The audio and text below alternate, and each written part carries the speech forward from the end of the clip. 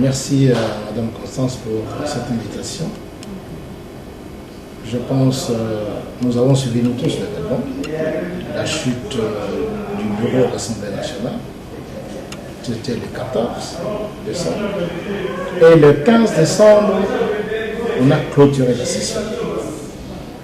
Ça veut dire que le bureau provisoire n'a pas fini sa mission telle que décrite à l'article 12 du règlement intérieur de l'Assemblée nationale. Il est tout à fait normal, comme ils n'ont pas terminé, achevé leur mission, le bureau provisoire doit pouvoir convoquer une session extraordinaire pour vider la question d'abord de comment on appelle ça, de la pétition, mais aussi élire et installer le bureau définitif. Et donc, il est du devoir aujourd'hui du bureau provisoire, conformément à l'article 12 du règlement intérieur de l'Assemblée nationale, de convoquer une session extraordinaire au cours de laquelle ils vont organiser les élections de membres du bureau et procéder à l'installation du bureau définitif de l'Assemblée nationale. Ça fait débat. C'est un prétexte pour les amis du FCC, n'est-ce pas, de provoquer un débat juridique autour de cette question-là. Mais en réalité, le bureau provisoire, de par le règlement intérieur, à son article 12, a tout le pouvoir de procéder à l'élection et à l'installation du bureau définitif. C'est ça la mission du bureau provisoire. Il n'a pas une autre mission, c'est celle-là. Donc, vider la pétition, de procéder à l'élection des membres du bureau de l'Assemblée nationale et à leur installation. C'est ça la mission du bureau provisoire. Lorsqu'il y a débat autour de l'arrêt de la Cour constitutionnelle, bien sûr, pour les autres, c'est un prétexte. Comme ils ont raté, ils ont échoué sur le plan politique, maintenant, ils voudraient emmener le débat sur le terrain juridique. Mais là, ce n'est pas notre problème, nous, de l'union sacrée de la nation. Si eux sont lésés, ils trouvent qu'ils sont lésés par cet arrêt de la Cour constitutionnelle, c'est leur affaire.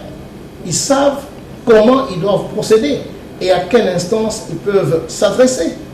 Nous, de par le règlement intérieur, le bureau provisoire a le pouvoir et la compétence de convoquer aujourd'hui ou demain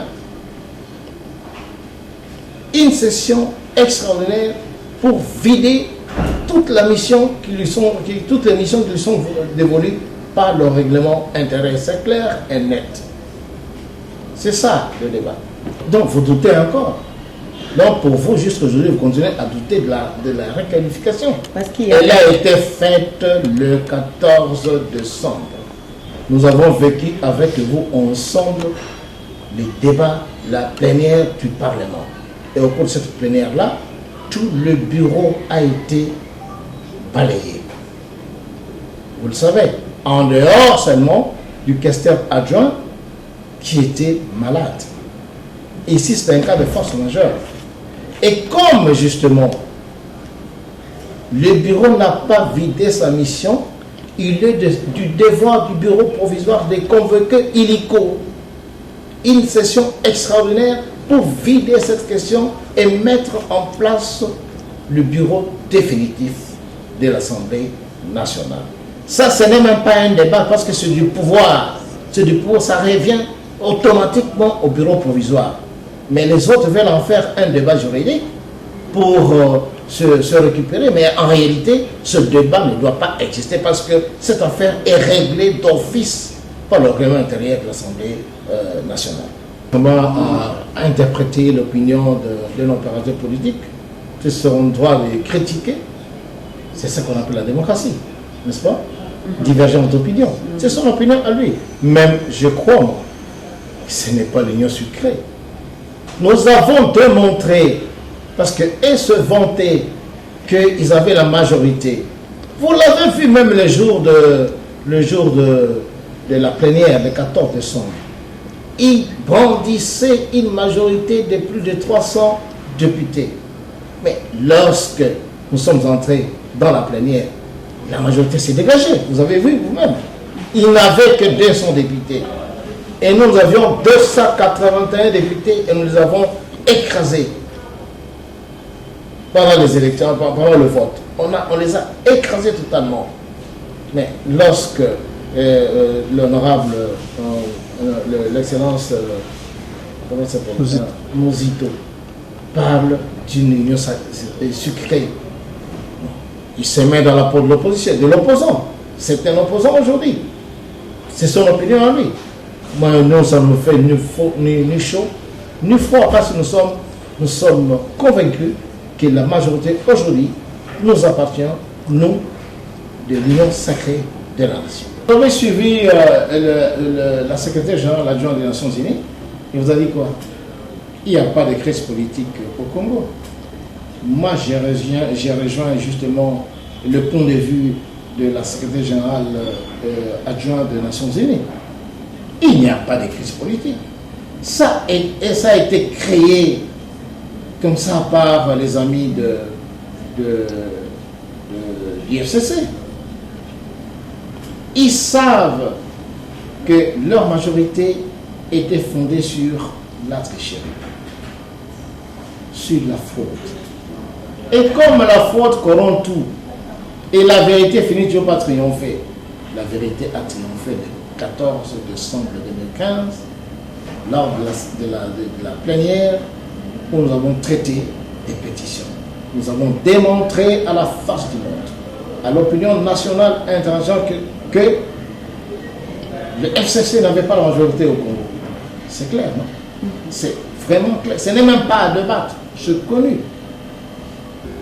La majorité a changé de camp. C'est aujourd'hui, c'est l'union sacrée de la nation qui détient la majorité au Parlement. Aujourd'hui, le FCC et tout son groupe, politiquement, ils sont tombés. Vous avez vu même à l'intérieur, c'est une grande dislocation. Aujourd'hui, il y a rupture avec l'ancien régime. C'est ce régime qui a pris en otage le peuple congolais et la République démocratique du Congo, qui en fait a été utilisé comme un bien privé d'un petit groupe d'individus.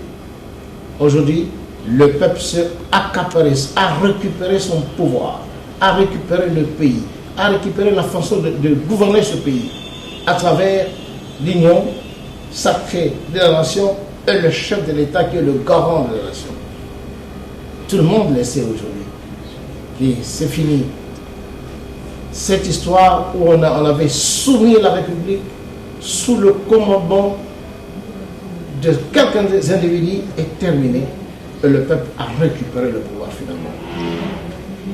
Et le président veut diriger le Congo suivant sa vision, qui est une vision patriotique de fils de ce pays.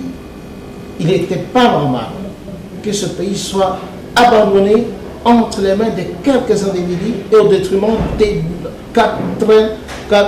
6 millions de personnes. Quelques 1000 personnes ou 2000 personnes puissent s'accaparer toute le richesse de la République au détriment de la grande majorité de Congolais. C'était injuste. Et le monde a compris. C'est pourquoi d'ailleurs, sur le plan diplomatique, vous avez vu les réactions de toutes les grandes ambassades du monde pour appuyer la ligne de conduite, la nouvelle ligne de conduite du chef de l'État. Vous avez suivi ça et j'étais vraiment heureux de constater que le président de la République, en moins de 2 ans, il a libéré le Congo des griffes de la prédation. Le président de la République, en moins de 2 ans, je vous disais la fois passée que c'est de l'intelligence stratégique. Quelqu'un qui libère un pays occupé pendant 24 ans sans coup de feu. Et là, je vous ai dit, je me suis inspiré du livre de Sun Tzu, L'art de la guerre.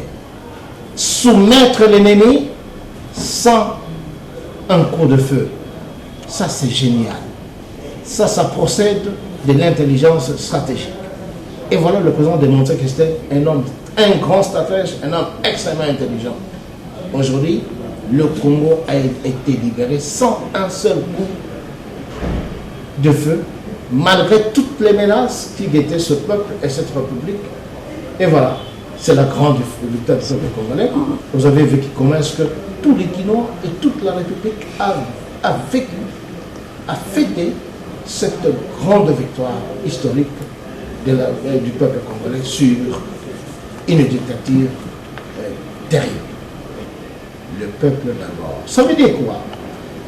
La politique, la nouvelle politique du chef de l'État et de son gouvernement va mettre au centre de son action le peuple congolais. Moi, honorable Wenga, je recommande au chef de l'État d'y ajouter Dieu.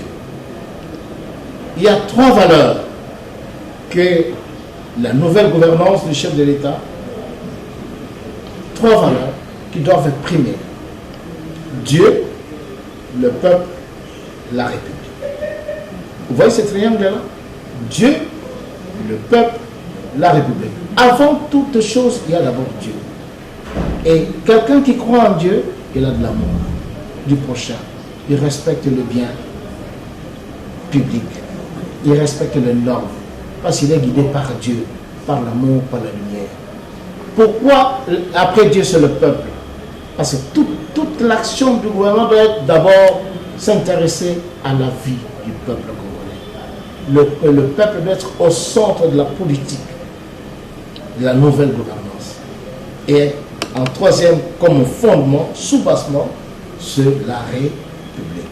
Voilà ma recommandation au chef de l'État. Et voilà, merci.